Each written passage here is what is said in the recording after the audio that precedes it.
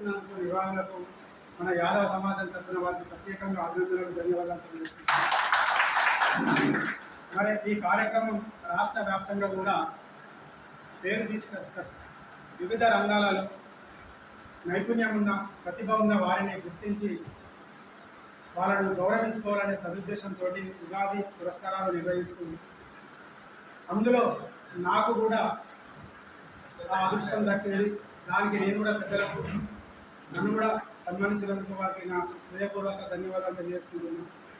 మరి మన జిల్లా లోపల ఉన్న అన్ని రంగాల లోపల వారిని ప్రోత్సహించాలనే ఉద్దేశంతో వివిధ రంగాల లోపల వారికి ఉన్న ప్రతిభను గుర్తించి గౌరవిస్తూ సమాజం లోపల యాదవులు దేని లోపల తక్కువ కాదని ఒక సంకేతాన్ని ప్రజలకు ప్రపంచానికి పరిచయం చేస్తున్న మన జిల్లా అధ్యక్షుడు మరియు తిరుపతి అన్న, మన మల్లేష్ అన్న, పెద్దపల్లి జిల్లా లోపల ఇంకా చురుకుగా వారికి సహకరిస్తూ మన యాదవ జాతి కీర్తి పథకాన్ని నలుమూలల చాటుతున్నందుకు నేను సంతోషపడుతున్నాను.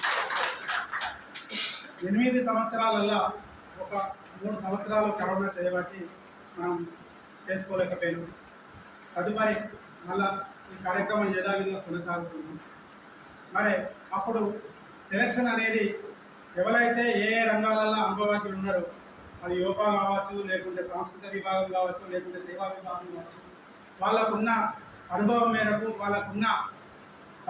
వాళ్ళకున్న సమాజం లోపల గుర్తింపు మేరకు సెలెక్ట్ చేసి ఇస్తే పెద్ద మనసుతోటి వారిని గౌరవించడం జరిగింది. దానికి కూడా నేను మనస్ఫూర్తిగా వారికి కృతజ్ఞతలు అభినందనలు తెలియజేస్తున్నాను.